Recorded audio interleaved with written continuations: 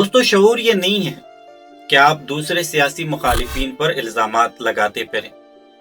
بلکہ شعور یہ ہے کہ آپ اپنے منتخب سیاسی نمائندوں کے گریبانوں میں ہاتھ ڈال کر ان سے یہ سوال کریں کہ آپ نے ہمارے لیے کیا کیا کیا ہے۔ اصلی شعور تو یہ ہے کہ آپ جا کر اپنے منتخب کردہ سیاسی رہنماؤں سے یہ سوال کریں کہ آپ نے موٹر سائیکل سے لے کر کروڑوں اربوں کی جائیداد، بینک بیلنس اور گاڑیوں کا یہ سفر کیسے طے کیا، ورنہ یہ سیاستدان آپ کو ٹرک کی بتی کے پیچھے لگا کر خود دوسروں کی طرح مال بناتے چاہیں گے، اور آپ اور میں اپنے شعور کا تعویذ بنا کر زندہ باد اور مرد آباد کے نعرے لگاتے رہ جائیں گے۔ اگر آپ بھی سیاسی مخالفین پر الزام تراشی کو شعور سمجھتے ہیں تو پھر جان لیجئے یہ شعور پاکستان بنتے ہی ہمیں وراثت میں ملا تھا۔ یہ شعور ایوب خان، بھٹو، ضیاء، نواز شریف، بے نظیر اور جنرل پرویز مشرف کے ادوار میں اپنے عروجوں پر تھا، لیکن اتنے شعور کے باوجود بھی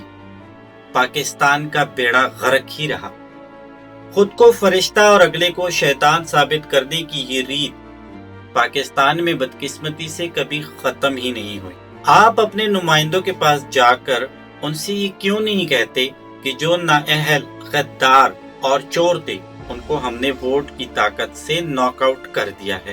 اب آپ ہی ہمارے رہنما ہیں، اب آپ ہمیں صرف یہ بتائیں کہ جو تارے آپ ہمارے لیے توڑ کر لائے ہیں ہمیں وہ دکھا دیں۔ دوستو، اب فیصلہ آپ نے کرنا ہے کہ آپ نے اپنے منتخب نمائندگان سے سوالات کرنے ہیں یا ان کی باتوں میں آ کر ٹرک کی بتی کے پیچھے لگنا ہے۔ ہم نے اس رواج کو توڑنا ہے، ورنہ ہر سیاستدان تمام الزامات پچھلے سیاستدانوں پر لگا کر خود کو بچاتا جائے گا۔ یہ بات چلی تو پچھلے سے پچھلے اور آخرکار قائد اعظم محمد علی جناح تک یہ الزامات پہنچ جائیں گے، کیونکہ پاکستان کے سب سے پہلے حکمران تو وہی تھے، پھر بیٹھ جائیں گے قائد اعظم بابا کی مزار کے آگے۔ وہ تو مر چکے، ہم بھی ایک دن مر جائیں گے۔ قصہ مختصر، بات ختم شد۔